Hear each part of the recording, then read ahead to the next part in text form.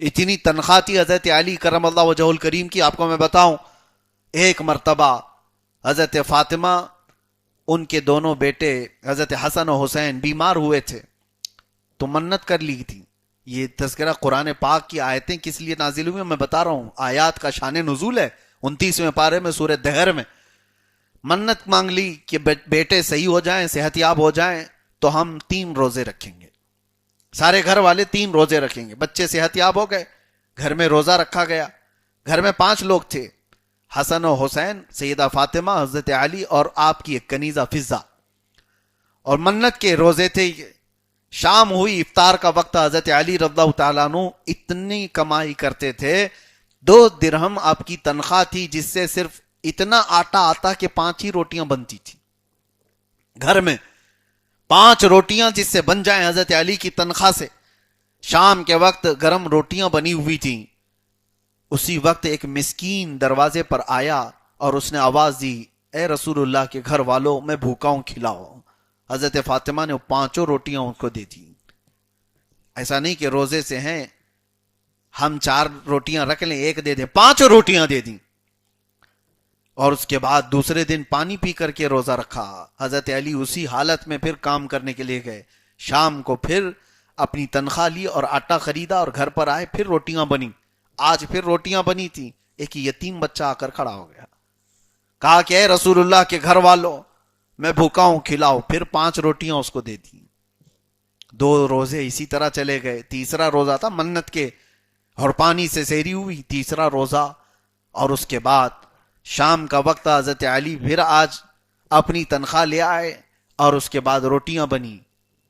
Jail سے چھوٹا ہوا ایک قیدی آ گیا. دروازے پر کھڑے ہو کر اس نے بھی وہی آواز دی, اے رسول اللہ کے گھر والوں, میں بھوکا ہوں, مجھے کچھ کھلاؤ. حضرت فاطمہ نے وہ 5 روٹیاں دے دی. تصور کر سکتے ہو 3 روزے اور بغیر کچھ کھائے ہوئے, صرف پانی پر سحری, پانی پر افطاری. یہاں تک کہ تیسرا دن تھا, حضرت حسنین کریمین کے پیٹ پیٹ سے لگ چکے تھے. وہ طاق میں دبک کر کے بیٹھے تھے دیواروں میں. رسول پاک صلی اللہ تعالی علیہ وسلم گھر میں داخل ہوئے اور اچانک دیکھا, آواز دی تو ان کی آواز نہیں نکل رہی تھی بچوں کی. رسول پاک صلی اللہ تعالی علیہ وسلم نے پوچھا, یہ کیا حال ہے؟ تو حضرت فاطمہ نے واقعہ پورا سنایا کہ ہم نے منت کی اور روزے رکھے تھے, اور 3 دن تک کچھ لوگ مانگنے کے لیے آئے اور ہم نے ان کو دے دیا. حضور ابھی یہ سن رہے تھے کہ جبرائیل امین علیہ السلام تشریف لائے ہیں. جبرائیل آئے اور رسول پاک صلی اللہ علیہ وسلم کی بارگاہ میں عرض کرتے ہیں, یا رسول اللہ صلی اللہ علیہ وسلم, اس اہل بیت کے پاس جو پہلے دن مسکین آیا, دوسرے دن یتیم آیا, تیسرے دن ایک قیدی آیا, نہ وہ یتیم تھا, نہ مسکین تھا, نہ قیدی تھا, وہ اللہ کے فرشتے تھے جو اہل بیت کا امتحان لینے آئے تھے. اور آپ کو خوشخبری دینے آیا ہوں کہ اللہ تعالیٰ آپ کے گھر والوں سے راضی ہے.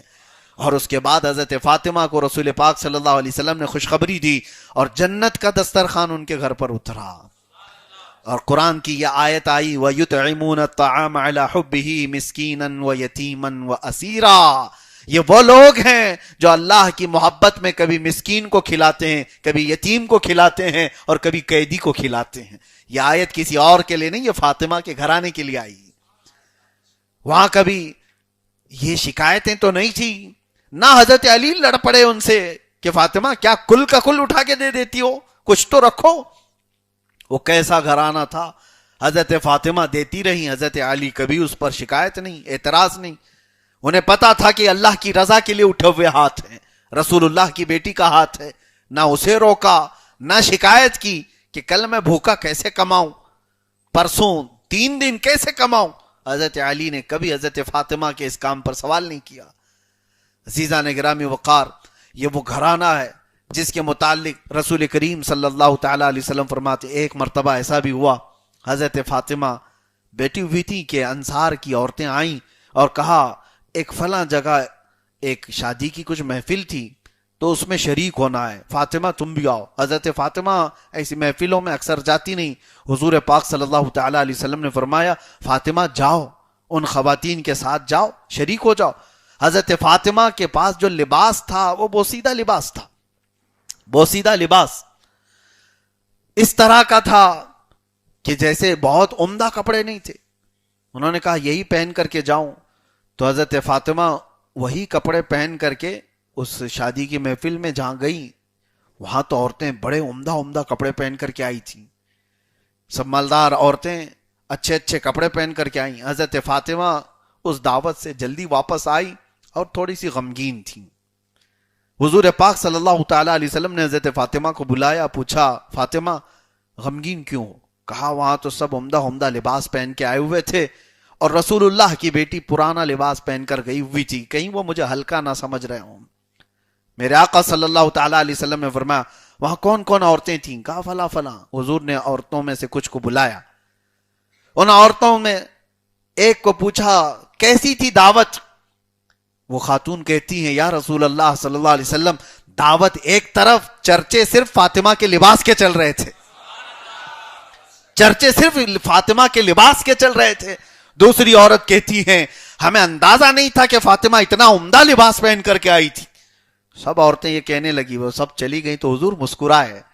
حضرت فاطمہ کہتی یا رسول اللہ میں تو یہ پرانا لباس پہن کے گئی تھی، یہ عورتیں کیسے اس طرح کی باتیں کر رہی ہیں؟ حضور پاک صلی اللہ تعالی علیہ وسلم فرماتے ہیں فاطمہ اللہ نے تیرے جسم کو ایسا بنایا ہے کہ جو اس سے مس ہو جائے وہ دنیا کا سب سے عمدہ کہلاتا ہے. ان کی آنکھوں میں اللہ نے دنیا کا سب سے عمدہ لباس بنا کر کے رکھا ہے، اور اسی لیے حضور نے کیا فرمایا میں نے تمہارا نام ہی فاطمہ رکھا. جو تم سے محبت کرے اس کو اللہ تعالیٰ آگ سے دور کر دیتا ہے. اب سنیے جو اہل بیت کے گھرانے کی سخاوتیں ہیں، اللہ اکبر. اسی لیے ہم بھکاری ہیں اس دربار کے اور اس آستانے کے، میرے آقا صلی اللہ تعالی علیہ وسلم کے اس گھرانے کے، اس لیے کہ ہمیں پتہ ہے وہاں سے کبھی خالی ہاتھ نہیں لوٹتا. اور بہت سارے بزرگوں نے فرمایا، ایک وظیفہ بھی میں آپ کو بتا کر جاتا ہوں، ایک عمل بھی، پھر کسی اور موقع پر اس کا تفصیلی عمل میں بتاؤں گا. ایک نماز بھی ہے اور اس میں دعا بھی ہے، اور اس کا ایصال ثواب حضرت فاطمہ کی روح کو کرو اور کچھ نہیں. حضرت فاطمہ سے صرف اتنی ریکویسٹ کر کے سو جاؤ یا سیدہ کائنات میری یہ حاجت ہے، بس رسول اللہ کے پاس اس کو پیش کر دیجیے. بزرگوں نے اس کو لکھا ہے، کہا کہ اگر تمہاری حاجت رسول پاک صلی اللہ علیہ وسلم کے پاس حضرت فاطمہ نے پیش کر دی تو مجال ہی نہیں کہ رسول اللہ صلی اللہ تعالی علیہ وسلم کی بارگاہ سے تمہیں اس کی اجابت نہ ملے. ایسا ہو ہی نہیں سکتا. حضرت فاطمہ کی کسی بات کو حضور کبھی رد نہیں کرتے. بزرگوں نے فرمایا رسول پاک صلی اللہ تعالی علیہ وسلم کی بارگاہ میں صحابہ کرام رضوان اللہ تعالی علیہ مجمعین بھی کبھی کوئی وسیلہ پیش کرتے تو اہل بیت کا پیش کرتے تھے. ازواج مطہرات حضور اکرم صلی اللہ تعالی علیہ وسلم سے کبھی کوئی ناراضگی دیکھتے تو حضرت فاطمہ کو بیچ میں کر دیتی تھی. حضرت فاطمہ اگر آئیں تو رسول کریم صلی اللہ علیہ وسلم کو راضی کرنا آسان ہو جاتا تھا، آسان ہو جاتا. اور آپ نے وہ مشہور روایت یہ بھی پڑھی ہوگی، سنی ہوگی. ایک بار میرے آقا صلی اللہ علیہ وسلم مدینہ طیبہ سے باہر نکل گئے. غار سجدہ ایک جگہ ہے، ایک پہاڑ کی کوہ میں، جہاں حضور پاک اپنا سر رکھ کر کے رو رہے تھے امت کی مغفرت کے لیے. اور صحابہ کو جب پتہ چلا تو دھیرے دھیرے وہاں صحابہ پہنچ گئے. سب سے پہلے حضرت ابوبکر صدیق اس جگہ پر پہنچے، اور یہ کافی وقت گزر چکا تھا میرے آقا صلی اللہ علیہ وسلم کو مدینے میں نہ دیکھ کر کے. حضرت ابوبکر نے ایک چرواہے سے پوچھا تھا کہ یہاں کسی کو تو نے دیکھا ہمارے نبی کو؟ اس چرواہے نے کیا جواب دیا؟ دل کو دہلا دینے والی بات ہے. وہ کہتا ہے مجھے پتا نہیں تمہارے نبی کون ہیں، لیکن ہاں اس پہاڑ کے اندر سے ایک آواز آتی ہے جس کی آواز سن کر میری بکریوں نے چارہ کھانا چھوڑ دیا ہے. کوئی بہت درد سے روتا ہے. حضرت ابوبکر صدیق سمجھ گئے تھے کہ یہ رسول اللہ صلی اللہ علیہ وسلم کی آواز کے علاوہ کوئی نہیں ہوگی جو اس درد کے ساتھ رو رہا ہو. اور جا کر کے قریب دیکھے تو کس کے لیے رو رہے تھے؟ ہم اسی گنہگار امت کے لیے. حضرت ابوبکر صدیق کے بعد کئی صحابہ وہاں آئے، میرے آقا صلی اللہ تعالی علیہ وسلم کو اٹھانے کی کوشش کرتے رہے. نبی پاک صلی اللہ تعالی علیہ وسلم نے اپنا سر ہی نہیں اٹھایا. اللہ کیا جہنم اب بھی نہ سرد ہوگا، رو رو کے مصطفیٰ نے دریا بہا دیے ہیں. پھر اخیر وقت میں سب نے یہی مشورہ کیا کہ اللہ کے نبی صلی اللہ تعالی علیہ وسلم اگر سر اٹھائیں گے تو حضرت فاطمہ کی بات پر اٹھائیں گے. حضرت فاطمہ سے جا کر کے کہا گیا کہ اللہ کے نبی صلی اللہ تعالی علیہ وسلم سجدے میں سر رکھیں اور اٹھا نہیں رہے ہیں، کہیں ایسا نہ ہو کہ طبیعت پہ بہت بار ہو جائے، تکلیف بڑھ نہ جائے، حضور رو رہے ہیں، آپ آ جائیں۔ حضرت فاطمہ مکمل حجاب میں حضور کے پاس تشریف لائیں۔ جب روتے ہوئے دیکھا تو یہ فاطمہ وہ ہیں جو 4 سال کی عمر سے بھی اپنے باپ کے اطراف دفاع کے لیے کھڑی رہتی تھی۔ جب مکہ والے حضور پر حملہ کرتے تھے، جب حضرت فاطمہ کی عمر 4 سال کی تھی، وہ حملے اپنے اوپر لے لیا کرتی، حضور کے دفاع میں، ڈیفنس میں کھڑی رہتی۔ آج جب بارگاہ مصطفیٰ میں آئی تو رسول کریم صلی اللہ علیہ وسلم کے قریب جا کر کے وہ رو پڑی، کہا یا رسول اللہ اپنا سر اٹھا لیں۔ صرف اتنا نہیں کہا کہ سر اٹھا لیں، وہ جانتی تھی کہ میرے آقا راضی ہوں گے تو کس بات سے راضی ہوں گے۔ حضرت فاطمہ کو اچھی طرح معلوم تھا ایک بیٹی اپنے باپ کو کتنا قریب سے جانتی ہے، اندازہ بھی نہیں آپ کو۔ حضرت فاطمہ نے یہ نہیں کہا یا رسول اللہ آپ کی طبیعت خراب ہو جائے گی، آپ کے جسم پر بار ہو جائے گا، سر بھاری ہو جائے گا، آپ سر اٹھا لیں، کچھ نہیں کہا، صرف اتنا کہا یا رسول اللہ آپ کی بیٹی قسم دیتی ہے رب ذوالجلال کی، آج کے بعد سے میری موت تک کوئی رات ایسی نہیں ہوگی جو رات میں آپ کی امت کی مغفرت کے لیے نہ گزارتا ہوں۔ ہر رات آپ کی یہ بیٹی فاطمہ آپ کی امت کی بخشش کی دعا کرے گی۔ جیسی ہی یہ بات سنی میرے آقا نے سر اٹھا لیا۔ اس وقت بھی صحابہ جانتے تھے کہ کوئی بات اگر حضور پاک صلی اللہ تعالی علیہ وسلم سنتے ہیں تو حضرت فاطمہ کی ہے، وہ مقام تھا اس سیدہ کائنات کا۔ اسی لیے رسول کریم صلی اللہ تعالی علیہ وسلم نے جو فرمایا انما فاطمۃ بضعۃ منی فمن احبها احبنی ومن اغضبها فقد اغضبنی، فاطمہ میرے جگر کا ٹکڑا ہے، جس نے اس سے محبت کیا اس نے مجھ سے محبت کیا، جس نے اسے ایذا دی، جس نے اسے مشقت میں ڈالا اس نے مجھے مشقت میں ڈالا ہے۔ رسول پاک صلی اللہ تعالی علیہ وسلم کی بارگاہ میں ایک مرتبہ ایک شخص ایسا بھی آیا جو بنو سلیم قبیلے کا تھا، وہ آتے ساتھ ہی کہنے لگا آپ جادوگر ہیں، معاذ اللہ رب العالمین۔ حضرت عمر فاروق رضی اللہ تعالیٰ عنہ کھڑے تھے، تلوار نکال لی اور کہا اس کا میں ابھی خاتمہ کرتا ہوں جو گستاخی کیا ہے۔ نبی پاک صلی اللہ علیہ وسلم نے فرمایا عمر رکو۔ اللہ کے نبی صلی اللہ تعالیٰ علیہ وسلم نے اس نئے آنے والے شخص کو آخرت کے متعلق بیان کیا تو چند باتیں حضور نے ایسی بیان کی کہ وہ پشیماں ہو گیا، شرمندہ ہوا اور فوراً حضور کے دست اقدس کو بوسہ دیا اور اسلام قبول کر لیا۔ کہا یا رسول اللہ صلی اللہ تعالیٰ علیہ وسلم مجھے اسلام کے بارے میں بتائیں۔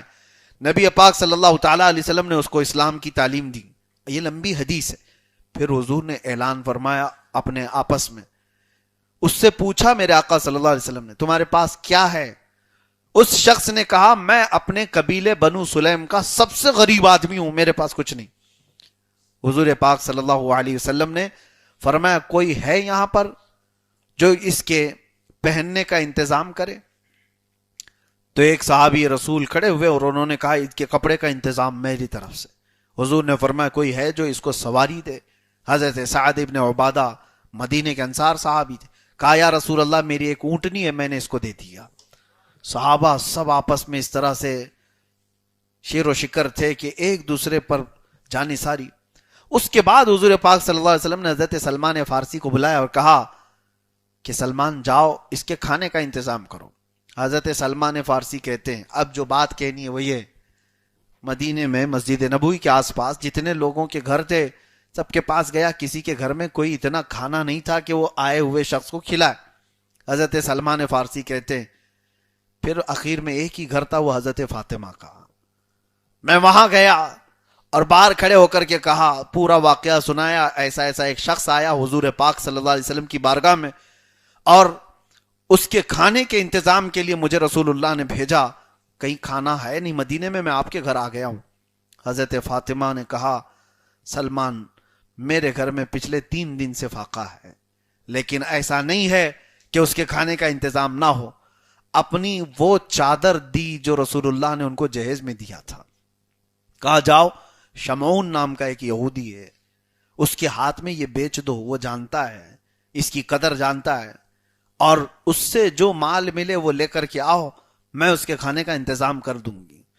حضرت فاطمہ زہرا کی چادر لے کر سلمان فارسی گئے، ان کے گھر میں کچھ نہ ہو تو ایسا نہیں ہے کہ پھر کل دیکھ لیں گے، آگے دیکھ لیں گے، جو ہے وہ بیچ کر کے مانگنے والے کو کھلا دیا جائے یا مستحق کو دیا جائے۔ حضرت سلمان فارسی رضی اللہ تعالیٰ عنہ وہ شمعون کے پاس آئے اور اس سے کہا یہ حضرت فاطمہ زہرا کی چادر ہے۔ اس نے دیکھتے ہی پہچان لیا اور اس کے بعد رو پڑا اور کہا یہی وہ چادر ہے جس کا ذکر ہم نے آسمانی کتابوں میں پڑھا، اور یہ وہ چادر کے بارے میں نے سن رکھا تھا اپنے بزرگ علماء سے کہ یہ بنت رسول اللہ کی چادر ہے۔ اور اس کے بعد کہا کہ اس چادر کی عظمت تم نہیں جانتے۔ وہ شمعون کہنے لگا، اور اس کے بعد سنا روایات میں کہ وہ ایمان لے آیا، یہودیت سے اسلام میں آ گیا، اور جو کا آٹا یا جو کچھ اس کے پاس تھا وہ سب لے کر کے حضرت سلمان فارسی کے پاس دیا، چادر بھی بھیج دیا۔ اور اس کے بعد جب وہ جو کا آٹا لے کر کے آئے، اب سنی، حضرت سلمان فارسی لا کر حضرت فاطمہ کو دیتے ہیں، کہتے ہیں آپ کی چادر کے بدلے یہ ملا۔ اس کے بعد جب حضرت فاطمہ کے پاس آیا وہ مال، آٹا یا جو کچھ بھی تھا، وہ سب کا سب پکا کر کے حضرت فاطمہ نے حضرت سلمان فارسی کے ہاتھ میں دیا، کہا جاؤ مہمان رسول کو بھوکا رہنے نہ دینا، رسول اللہ کا مہمان ہے، اسے کھلاؤ۔ حضرت سلمان فارسی وہ لیتے ہیں اور پلٹ کر کے کہتے ہیں آپ کے گھر میں بھی تو کچھ رکھ لو، آپ کا ہے کھانا، آپ کی ہیں روٹیاں، آپ بھی تو کچھ رکھ لو۔ حضرت فاطمہ کہتی ہیں ہمارا اللہ مالک ہے، جو آیا ہوا ہے اس کو پہلے کھلا دو۔ یہ لجپال گھرانہ تھا میرے آقا صلی اللہ علیہ وسلم کا، اور اتنا سخی گھرانہ تھا، کبھی اپنے پیٹ کو بھرنے کی کوشش نہیں کی۔ اس کے بعد جب یہ بات آئی میرے آقا صلی اللہ تعالی علیہ وسلم کی بارگاہ میں، پھر وہی فضیلت نازل ہوئی جبرائیل امین کی طرف سے کہ اللہ آپ کی بیٹی سے راضی ہوا۔ عزیزان گرامی وقار، ایک بات اور میں کہتا ہوں، فاطمہ زہرا رضی اللہ تعالیٰ عنہ سلام اللہ علیہا، ان کے مناقب بیان کرتے کرتے آپ پوری رات سنیں گے۔ میں نے وہ پوری حدیثیں آپ کے سامنے رکھی نہیں، جو بخاری کی ہیں، مسلم کی ہیں، ترمذی کی ہیں، ابو داؤد کی ہیں، اتنی حدیثیں ہیں جو حضرت فاطمہ زہرا رضی اللہ تعالیٰ عنہ کے متعلق آئی ہوئی ہیں۔ نبی پاک صلی اللہ تعالیٰ علیہ وسلم نے ان کے مقام اور ان کے شان کو کس طرح بیان کیا۔ یہ محفل شیعوں کی محفل نہیں ہے۔ کوئی اگر یہ سمجھ رہا ہے کہ جہاں زہرا کی بات کی جاتی ہو وہ صرف شیعوں کی محفل، ہرگز نہیں۔ سنیوں کا سب سے بڑا حق ہے زہرا کا ذکر کرنے کا، اور ہم تو اس وسیلے سے دعائیں کرتے ہیں، مناقب ہم بیان کرتے ہیں، فضائل ہم بیان کرتے ہیں۔ عزیزان گرامی وقارہ، سیدہ کائنات فاطمہ الزہرا رضی اللہ تعالیٰ عنہ کے گھر کی ایک بڑی اور بات آپ کو سناتا ہوں۔ ایک بار سنا حضرت عثمان غنی نے حضور پاک صلی اللہ علیہ وسلم کو اپنے گھر میں دعوت میں بلایا، کہا یا رسول اللہ صلی اللہ تعالیٰ علیہ وسلم آپ میرے گھر تشریف لائیں، صحابہ بھی آپ کے ساتھ ہیں۔ حضرت عثمان کون ہیں؟ ارے غنی ہیں، مدینے کے رئیس ہیں، مالدار ہیں۔ حضور پاک صلی اللہ علیہ وسلم کی جب دعوت کی، کھانے بنائے، جو کچھ بھی، اس کے بعد حضرت عثمان غنی رضی اللہ تعالیٰ عنہ حضور پاک صلی اللہ علیہ وسلم کے ساتھ مسجد نبوی کے ساتھ سے ہی چلتے رہے اور حضور کے ہر قدم کو گن رہے تھے۔ اور جیسے حضرت عثمان کے گھر تک پہنچے، حضور نے پوچھا عثمان یہ میرے قدم کیوں گن رہے ہو؟ کہا یا رسول اللہ صلی اللہ علیہ وسلم آپ نے اعزاز بخشا میرے گھر کو، آج تمنا یہ ہے کہ آپ کے ہر قدم کے بدلے ایک غلام آزاد کروں۔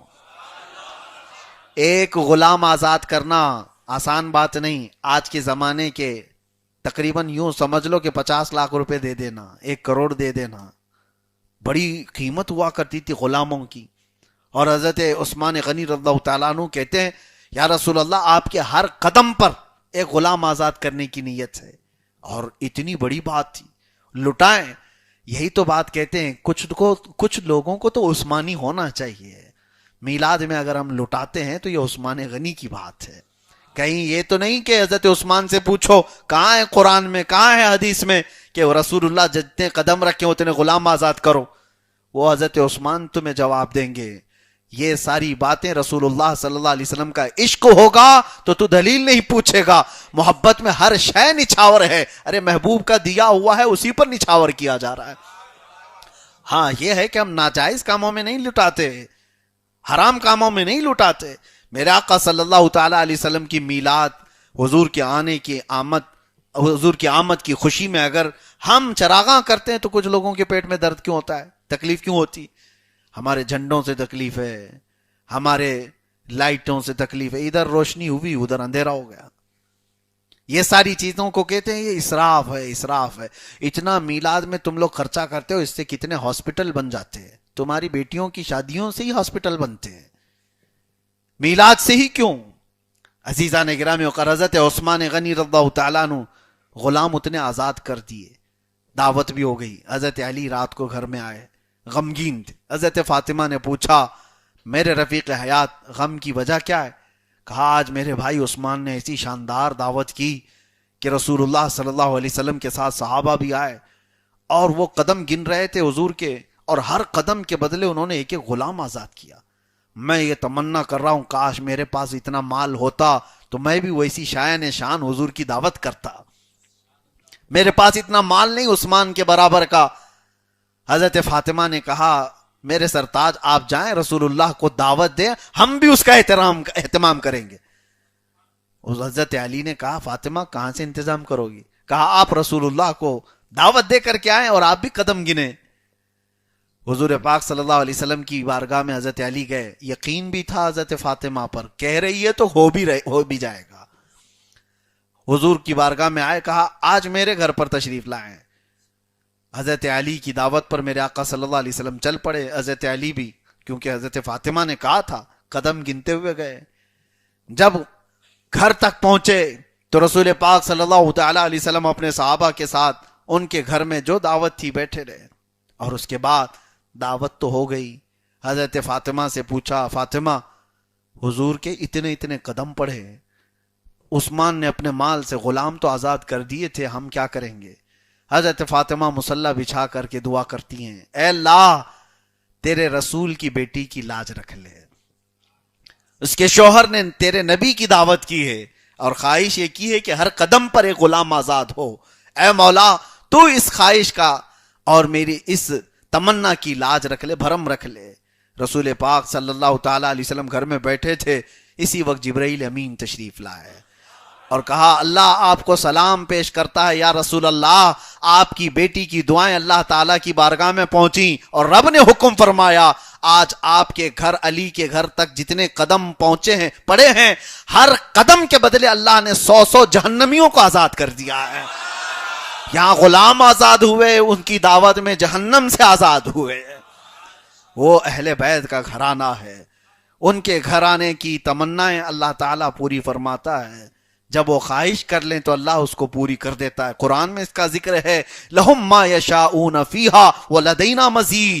یہ جو چاہ لیں اللہ کے پاس وہ سب ہے، بلکہ اللہ فرماتا اس سے زیادہ ہمارے پاس ہے. جو یہ چاہ لیں، اہل بیت کے لیے کہا گیا، اللہ والوں کے لیے کہا گیا. اور ان کے متعلق قرآن کی کئی آیتیں، ایک دو نہیں کئی آیتیں ہیں. یہ جب چاہ لیں، رسول کریم صلی اللہ تعالی علیہ وسلم کا یہ وہ گھرانہ جن کے بارے میں امام حسن بریلوی رحمۃ اللہ تعالی علیہ، امام زمن حسن رضا بریلوی رضی اللہ تعالیٰ عنہ فرماتے ہیں بے اجازت جن کے گھر میں جبرائیل آتے نہیں، بے اجازت جن کے گھر میں جبرائیل آتے نہیں، قدر والے جانتے ہیں قدر و شان اہل بیت. اور اسی لیے اہل بیت اطہار کی جو تعظیم و تکریم کے معاملات ہیں وہ سنیوں سے سنا کریں تو ایمان بھی تازہ ہوگا. اور آپ کا ایمان صرف تازہ نہیں، اتنا بلند ہو جائے گا جس کو میرے آقا نے فرمایا من مات علی حب آل محمد مات شہیدا. جو میرے اہل بیت کی محبت میں مر گیا اسے شہادت کی موت دی جائے گی. محبت کرو اہل بیت سے. میرے آقا کی ایک حدیث ہے علموا اولادکم ثلاث، اپنے بیٹوں کو 3 چیزیں سکھا دو. کیا ہے؟ حضور فرماتے حب نبیکم وحب اہل بیتہ وتلاوت القرآن الکریم. حضور فرماتے ہیں 3 چیزیں اپنے بیٹوں کو سکھا کر کے جانا. نمبر 1 اپنے نبی کی محبت، دوسرے نمبر پر حضور کے اہل بیت کی محبت، تیسرے نمبر پر قرآن عظیم سکھاؤ. یہاں پر بہت دنیا بھر کی چیزیں نہیں بتائی گئی، یہ 3 چیزوں میں فرمایا گیا. جو رسول سے محبت سکھائے گا اور اہل بیت سے سکھائے گا اور قرآن سکھا کر کے جائے گا، یوں سمجھ لو وہ اپنے بیٹے کو پوری دنیا دے کر جا رہا ہے، آخرت بھی دے کر جا رہا ہے. نبی پاک صلی اللہ تعالی علیہ وسلم کی تعلیمات میں ہے یہ کہ اپنے بیٹوں کو یہ سکھاؤ. کیوں؟ اپنی محبت کے ساتھ اہل بیت کی محبت کا ذکر فرمایا. اور یہی وجہ ہے، مشہور حدیث آپ نے سنی ہوگی، یا ایھا الناس انی ترکت فیکم الثقلین، اے لوگوں میں تمہارے درمیان دو بھاری چیزیں چھوڑ جا رہا ہوں. اور حضور نے کیا فرمایا؟ دو بھاری چیزیں کیا ہیں؟ کیا حضور اکرم صلی اللہ تعالی علیہ وسلم فرماتے ہیں ما ان تمسکتم لن تضلوا، اگر تم نے مضبوطی سے پکڑ لیا ہرگز گمراہ نہ ہوگے. کتاب اللہ و عترتی، ایک قرآن پاک ہے اور ایک میرے اہل بیت ہے. قرآن اللہ تعالیٰ کی کتاب نصیحتوں سے بھری ہوئی ہے، لیکن سمجھائے گا کون؟ وہ اہل بیت کی زندگی ہے. اسی لیے ایک آیت اگر میں پڑھ دوں، یا ایھا الذین آمنوا استعینوا بالصبر والصلاۃ، اے ایمان والو صبر سے اور نماز سے مدد چاہو. مدد صبر سے اور نماز سے. اس آیت کی تشریح کون کر کے دکھائے کہ صبر سے مدد کیسے مانگی جائے، نماز سے مدد کیسی مانگی جائے؟ تو ایک آیت کو سمجھنا ہو تو پورا کربلا سمجھ میں آ جائے. حسین اعظم اپنی زندگی سے تمہیں کر کے دکھائیں گے.